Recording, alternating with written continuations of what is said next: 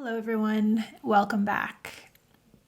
If you guys are in the Facebook group, you will have known that we recently lost our baby G, and she was our first cat, our first experience with a cat.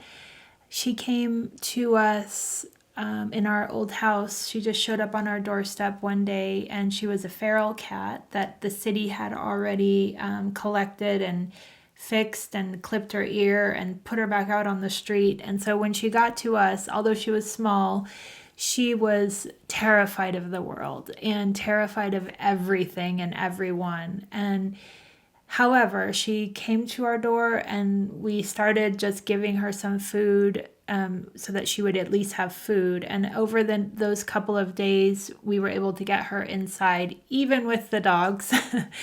And we built a friendship with her, and that turned to just a very loving relationship. She only let Richard and I touch her. She was terrified of everyone else, other than her siblings, which she loved very deeply. When we had guests over, she would always go into my closet and just stay there the whole time. So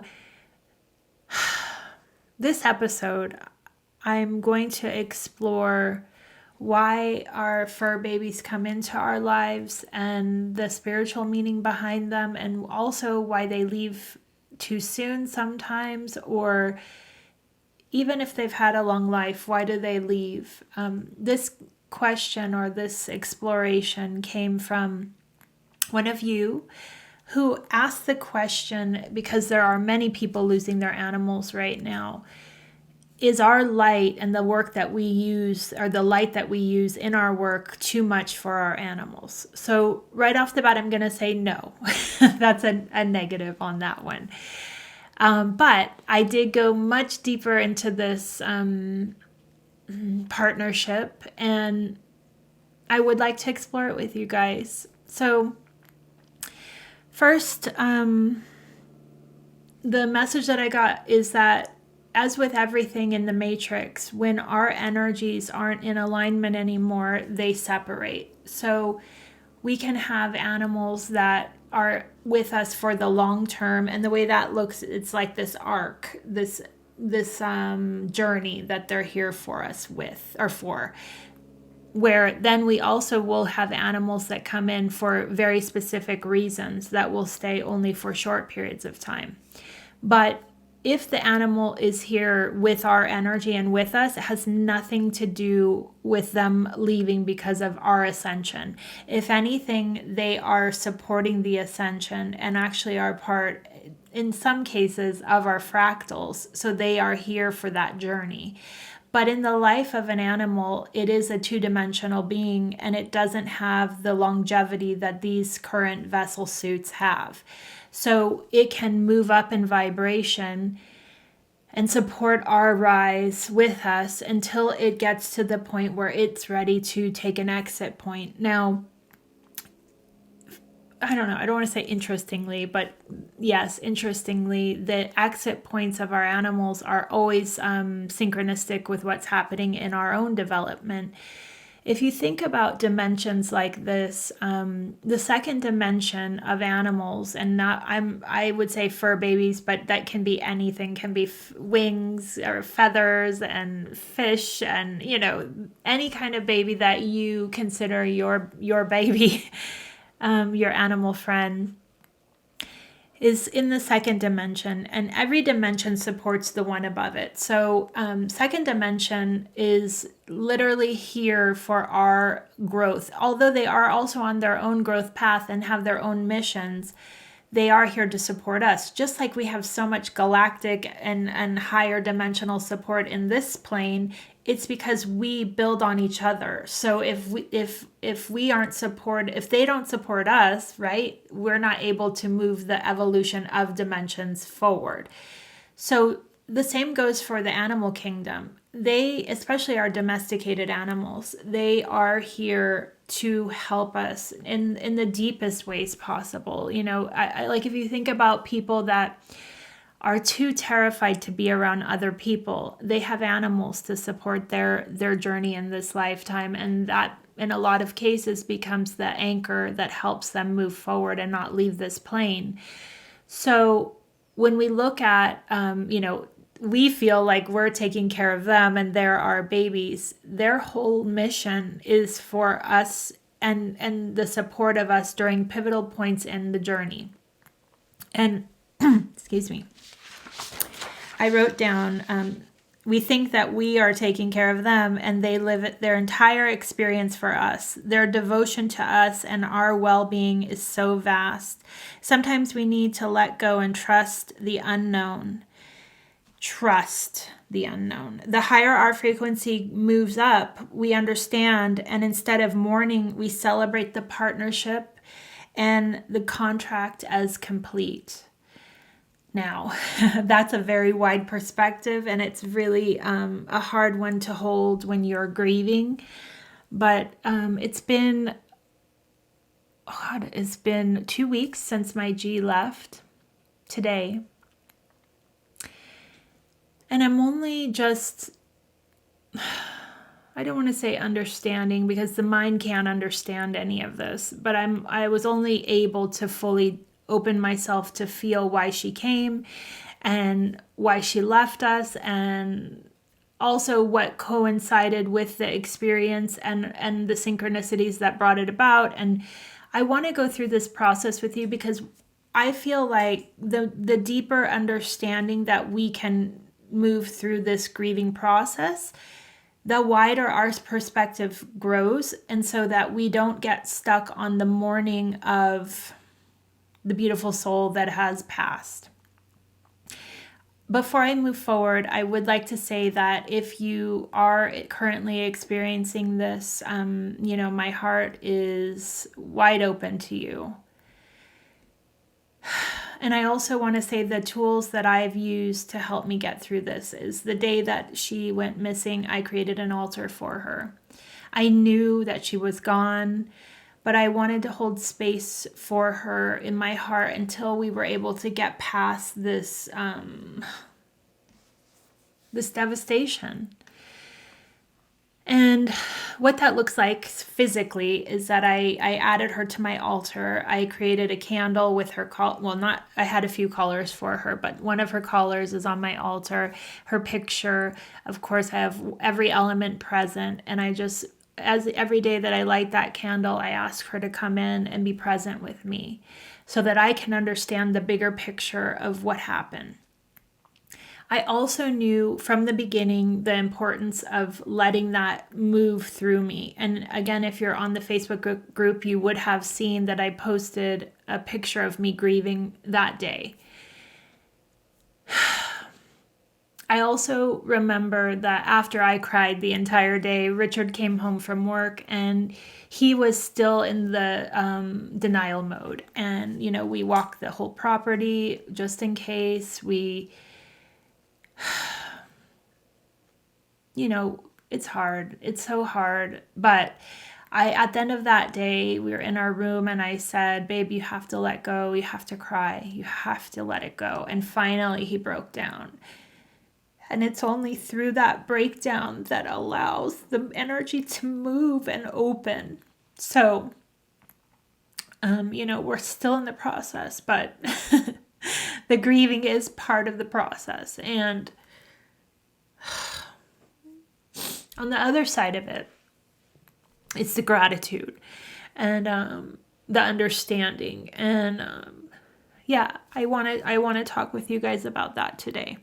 So, as I said, we have our long-term friends and our short-term friends. And I want to talk to you guys in reference to that in my own experience, because that's what I do. So my own experience is I received the energy of my Piki, we call her Mama, in 2011.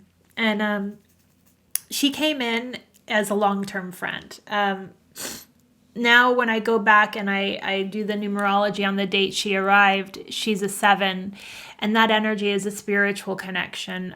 She's now 13 years old, and she is meant to be with us the long term. Now, she met me at a place in my life that I was not open in terms of awakened in any way, but there was this I knew there was like this crossroads that I was ready to open my heart.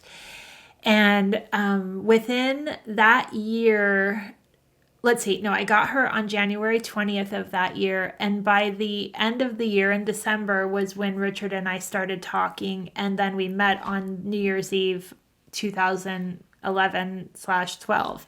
So she worked with me that whole year to open my heart up to be ready to receive the energy of Richard when he stepped in. And she has been our both now since then our constant companion. Now, if you know us, like she's our animal that looks like the biggest baby, but she's not. She's like a tough little lady. She's from the Bronx, and she's not a cuddler. She does her own thing. She looks like cute as hell, but she is her own being. Now, that being said, I'm sure she is our bigger teacher in this life, and she's just never meant to be that like cuddly friend. And I used to say when she was our only animal, I would always sing to her, "Let mama hold you, let mama love you," because she wouldn't. She just wouldn't. It's like she is like such a stoic lady, and she like takes no shit from anyone, and she's like there. She's just a solid companion.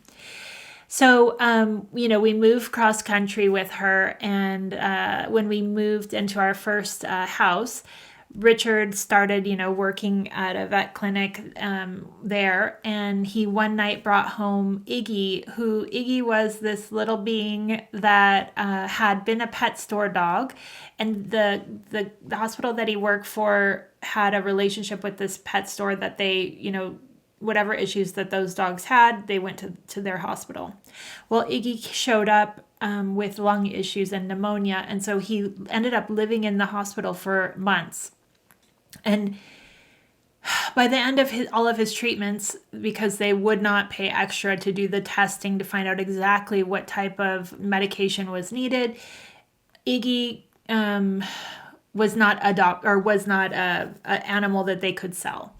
So Richard brought him home one night, and we knew from the beginning that he had issues. Like he could barely breathe. He was on many medications, and we were just helping him through his life. So we knew going into it that he probably wouldn't be around forever, but we had our hearts open because this guy was like incredible. He was so much love, and because he needed us, we needed him. It changed the dynamic of our household where Peaky was so independent.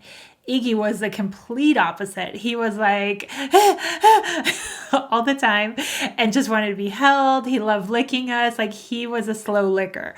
So last night I tuned into why he came. And the answer that I received was that he came to help us through a very difficult time of infertility in our infertility journey.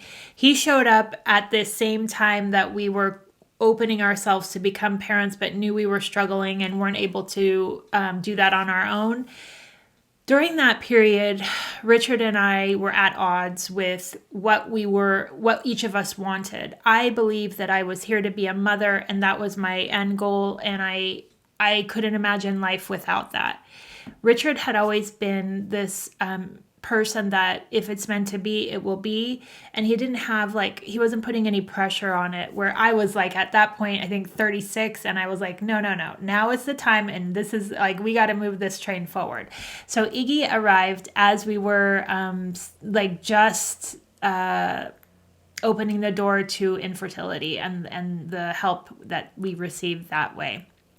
Interesting, when I went back and looked at the date that he arrived into our lives, it's a vibration of 2, which is duality. And I can see this because at that time in Richard and my relationship, we were at odds completely with what we wanted out of our future. And I Richard and I met online, and I had, there was this drop down menu, and I said, like, I definitely want to be a parent. So he knew, like, that was a thing for me. And he had said he did too. So I didn't understand at that time why we were at such odds. And I mean, now in hindsight, of course, it was that he was in more flow with the process than I was. I was like, my mind is knowing that I'm supposed to be a mother, and this is the avenue to get there. Through that journey, we found out that I had a genetic disorder as to why I kept miscarrying. And because of that, the only way forward was to go through IVF. And I recall that, we debated about it for months, and it's a long process, but you have to get your body to exactly where it's supposed to be. And we go through with it. We decide we're going to give it one shot. If we're meant to be parents, this way we can, extract the eggs. They can do the combining of the sperm and then genetic testing on the embryos before they even implant it. Because essentially all of my eggs were not viable. So what I recall, and this is going back to 2016, but what I recall is that the week that we got the news, after I went through the surgery and they collected the eggs and they, inseminated the eggs, the week that we got the news that they start out with 10, and then they watch them, and I think they fertilize on day 3. And the day that we got the call that none of them were viable was a huge blow for me. I'm sure for Richard more so in the way he was supporting me through that journey. But within days of that call, Iggy died. And it was devastating. Like, we had 2 blows back to back. And it was so terrible. The day that Iggy died, I was actually in Boston. I wasn't even home. And Richard was so devastated. He could not even function. I had at that point never seen him cry before. When I got home from that Friday, he was like, I can't live in this house anymore. It's going to remind me of him, and the pain that he was in the last couple of days of his life. And that weekend, we decided to go and look for a new house. I mean, because I was like, okay, if we can't live here, let's just go look. Maybe I didn't know energy then, but I knew he couldn't handle it. It was too painful for him. And Iggy, just because he needed us so desperately in his life, we created a bond with him that was something that I hadn't experienced until G came along. Okay, so literally the first day we decided to go look for a new place to live, we found our next house. And it went fast. It was we weren't even really thinking we were going to move. But in that day, the agent that was selling the house that we wanted to buy was like, I can put yours up for sale. And it was up for sale within days. And literally the whole thing happened within a week. Okay, so we were moving, and we had our baby was gone. We have Peaky still. And we move in because the overlapping of escrows, there was a 2-week period we had to move in with my mom. And there was a shelter that is near her house or was near her house. And I was like, let's just go look. Let's just go see if there's anyone there that wants to come home with us. And Richard said before we went to look, we're still with your mom. We can't if they're here when we get back or when we move into our house in 2 weeks, fine. So in comes Penny, and I saw her and I knew that I just knew she's meant for me. Now, the way that I knew is that she's a Vizsla Pit Bull mix. And I knew someone in my running group, because I used to be a runner, had just keyed me in or gave me the thread of Vizsla. And I hadn't heard of the dog before, but when I saw her, I was like, oh, that's our girl. And I knew it. And Richard said, okay, if she's here and when we move, it was 10 days until we move. Well, of course, she got adopted the next day. And I'm watching their website and she's gone. And I went through this period of franticness, well, what kind, and looking at the other shelters online. And that was, I think, a Sunday. And then Friday, I was driving with my mom's, it would have been her stepdaughter. And I was like, let's go and see who's at the shelter today. And so I told her to pull it as I'm driving, pull up online, and she's looking through and she's like, isn't this the girl that you wanted? And sure enough, they called her Venus, which is no coincidence at this point, but her name was Venus at the shelter. And they had put her back on the website. So I get on the phone while I'm driving and I called and I was like, is Venus back? And they said, yes, the people that adopted her, the wife realized that they didn't want Pitbull wherever they lived. They weren't allowed to have Pitbull, and they brought her back. And I was like, please do not put her back out like for adoption. I'm on my way and I know she's ours. So I rushed there. We were in this like field together, and it was like a part of me came home. And now I know that Penny actually is a fractal of me. She came in on the day of the 22nd vibration, which is the master builder number or the master architect. And I felt her come in. Like I knew she was my energy. That energy of love and openness and just sweet surrender is Penny in every way. And I knew, and I brought her back to my mom's house because, we were still living with her. I didn't tell her. I just texted Richard, she's back. He said, get her. So it all flowed. And then we had to live with my mom for a week or something before we were able to move into our house. But that synchronicity of that moment, I was present for, more present for than I had been with the other two, because Iggy came in through Richard, and Peaky, I wasn't awake yet. Penny, I was at my lowest point, and she was that Venus energy that I needed. Like I desperately was at my lowest at that point. Now, going forward, I still had many miscarriages, but that was the end of our infertility help journey.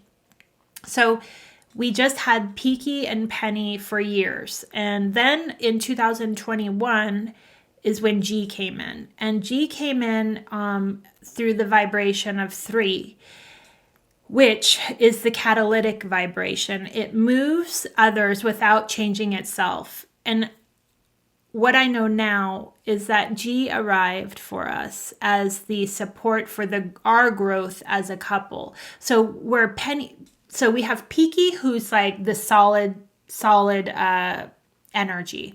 Then we had Iggy, who was there to support us through our duality, really. Then we have Penny, who is the nurturance and the love, and in comes G as the support for the growth of our relationship.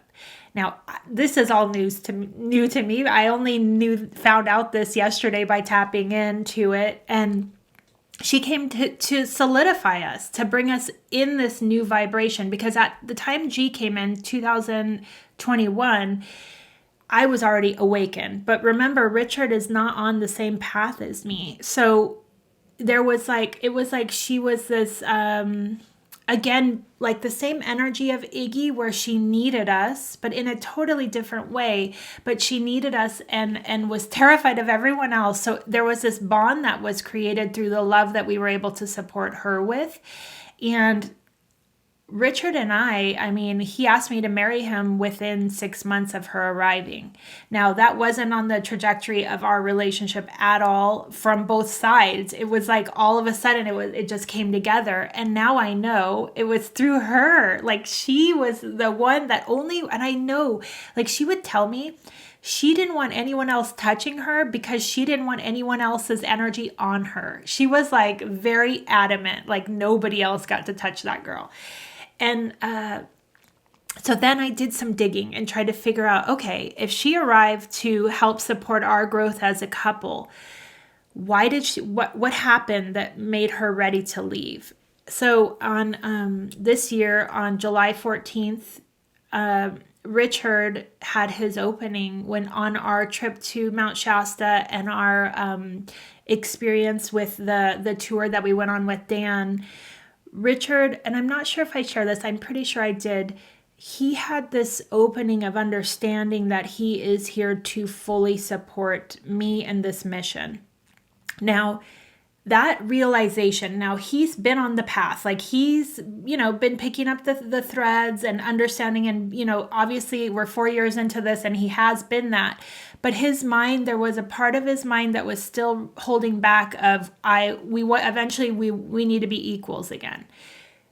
His breakdown of that happened on July 14th, 2023, which is the vibration of 1, which is new beginnings. So she knew that her job was done. Her job came full circle. And to me, her knowing that is why she was ready to go. Now, she leaves us on the day that the last day I saw her was August 7th, which is a vibration of 22 again. And here we have the master builder, the master architect. She was a force. This girl was not, I don't even know, like she was terrified of this planet, but she was from another dimension. She knew that her job was complete. And I remember that day that we went out to water the plants and feed the birds. I can see her in my eye as she walked across the pool to her palm tree where she always sat under and watched the birds. And that was the last time I saw her. She knew she was ready. She knew her job was done. And I am so grateful, like I've gotten to this place of understanding that however long they're in our lives, they're here for the biggest impact that they can make. Now, next, right after G came in, we got another cat that came in again without us looking for. So, in October of 2021, so we had G a couple of months by that point. Richard was visiting a friend in Anza Borrego, which is in California, but it's like out in the deserty and mountains. And his friend's neighbor had barn cats. And this cat just came up to Richard that day and would not leave his lap. Like he was attached to Richard. And so Richard just brought him home that night. And in came Merlin. And Merlin is a totally different vibration than G. He's here for the long term, which is weird because he is a hunter. He's a barn cat. So when he was an indoor cat, he brought in lizards and mice and birds. Anything that he could catch, he would bring it to me. And that made me feel like he's part of the circle of life. So if anything is going to happen to any of our kids, it will be him. But no, the coyote did try to get Merlin first, and he got away, and Penny went and chased that coyote, and he broke all of his nails and his pads were cut, but he survived. And then he got G the next day. So Merlin comes in with the vibration of 33, which is the master teacher and self-expression, and that anything is possible. He carries with him this personality that is fearless. He is like, he's a protector, but in a way that is like no big deal to him. Where G was a protector, but terrified of the job in a way, like he's like, I got this. It's covered. I'm not, I'm here. And interestingly, the way we were kind of babying Merlin that week, because that week, she was gone on a Monday, and the Friday before, Merlin got bit by a rattlesnake. All of a sudden, all of these things with these energies of animals around us were coming through. And also my cousin was visiting that week, and her dog got attacked by this same coyote. So it was in the energy. It was around us for sure. But Merlin, he got bit by a rattlesnake and he got almost taken by that coyote, and he was like, no. So he's already used up 2 of his lives in the last month. But he is now, I understand it, a long-term friend. He is here to be with us as long as he can. He doesn't have a specific mission other than I know he's here to support Richard. Where I have Penny as my fractal, I believe that Merlin is Richard's fractal. And the way that Richard feels and he loves all of the animals, but the bond that Merlin and him have is special and unique. And I know I know he came for Richard. So part of me believes that where it's his emotional support. I know that if it would have been Merlin that was taken, Richard would not be able to handle it. Obviously we're grieving G in a big way, but Merlin for him is like his go-to. When he gets home from work, the other animals are all right in his face, but Merlin's like, you come to me. And, and Richard loves this animal. So then we had the Mary come in, and the Mary are the Merits, the bees. And they came in on a day that was the vibration of 1. It's the new beginnings. So it confirms for me the idea that we cannot, I can go out and try to find G's replacement. She's not going to be replaced. The energy that she brought was immense. And I'm so grateful for the work that we partnered with. And I feel like she wanted to make sure that Richard and I had a strong foundation to work from while we move forward. Now, the other thing that happened is that the day that she left, the last day I saw her was August 7th, but the actual day that I knew she was gone was Lionsgate 8/8. So I tuned into that and why that is. So that week was Lionsgate, the 13th Mother Gateway, and the Venus and Sun conjunction, all in Leo. So this is what I got. By grieving our baby, we opened the alignment to upgrade our bond with one another and our commitment to Source for the feminine rising like the phoenix. The heart was now open, and we have to be in these states of openness to receive that Source light into the vessel. Now, let's say I could imagine, how do I say it? I could maintain or stay open enough to receive that activation. But Richard would not have been there because he doesn't, even if I tell him there's a big alignment today, he's like, yeah, okay. So G's timing on this was perfect because she knew that by going and taking this out, that she was opening us up to a portion of ourselves that was like a recommitment to something that we started 4 years ago. But each turn around the spiral, it gets deeper.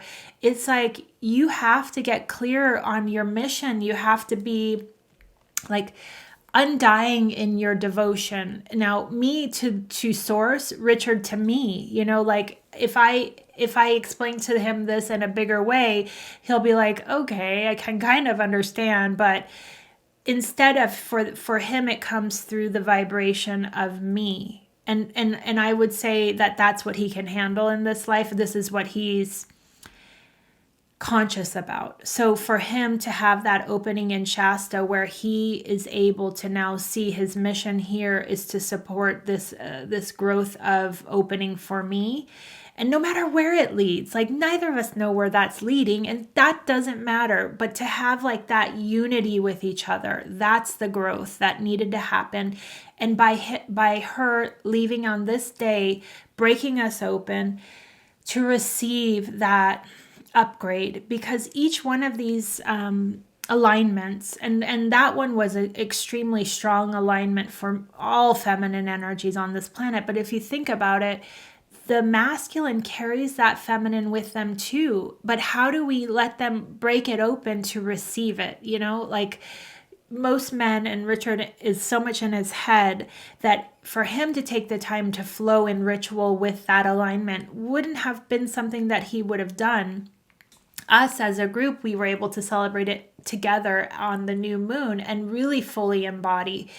But for those of us that are on in our peripheral, in our support system, she knew that he needed that breaking open.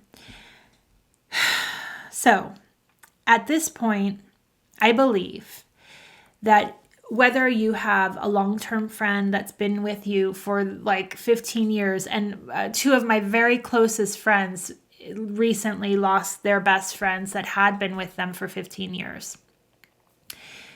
That to me looks like this arc. It's like this support, ongoing support structure as you move forward in your ascension. Now, I would say that for me is right now, Peaky, Penny, and Merlin. We're all on this arc together. And in between those, we have sparks of light that can come in and either support through a very difficult time, but their energy is so intense that it's here and then it's gone. It's not meant to be over the arc. It's just for a specific purpose. And then you have those energies that are so intensely devoted to us, I would say, their parents, that their light can't survive this world for very long, you know. We agree to be the stewards or the keepers of them as they express through us what we actually need. Like here, we're calling them our babies, but really they're here like, okay, I'm on a mission and I'm going in, you know? And then once that mission is done, it's like I release. And they move with the flow of this process. And I know that Merlin is especially grieving G's loss because he... and her, they all were a unit and they all supported each other, but Merlin is having a hard time with this. So I'm trying to support him as best I can. I tried to get him a friend and I brought home a new cat for him to play with and see how it went. And it didn't go well. That new cat tried to murder Merlin, and Merlin ended up being like, no, and like just staying in the bedroom and not even coming out of the room. So we knew it wasn't the right fit. But I also discovered that when the right timing comes, it will just flow in. There is going to be no, it will feel synchronistic. And then that energy will come in either to be another long-term supporter of this mission, or it's going to be something that I don't even know that I need support with yet. So I hope that this is helpful. I want you guys to know that the higher perspective that we can take, yes, we go through the grieving because that bond is so intense, but at the same time, it's a completion of a cycle. And it's, if you can tap into what their energy was there for you to bring or to help usher you through, like through being a more open individual, because when you have a pet that you love, your heart is on, I would say, on fire from the love, like it's open, it's vulnerable. It's like, and for those of us that don't have children, see, the difference with children and animals is that the children are karmic relationships. They share your DNA and they are part of your lineage. Where these two-dimensional beings are literally just support systems that we can utilize and fall in love with. And also, I want to say the biggest mistake of animals and the process with the animals of the opening and the grieving is that if you get stuck in the process of not opening back up, that's a complete dishonoring of the system or of the flow of life. And I know, like, God, like when I think of when Iggy left us, within 2 weeks we had Penny, and I remember feeling like she does in no way replaces him, but she helped me grieve more deeply into him. And she helped me feel like safe in my body. So even when we are in the grieving state, allowing that heart to be open and to receive, like if it's meant to come through, saying yes to it, and allowing that next fur baby in when it's time. Ultimately, when they come in and when they're drawn to us or when they spark our eye or whatever, it is for the purpose of an opening. Now, remember, those openings have either a cycle of their lifetime or a cycle of whatever they came in to work with us on. So I hope that this is helpful, and I want to dedicate this episode to my baby G. She was everything, and our hearts are broken, but broken open with the love that she brought us. So thank you.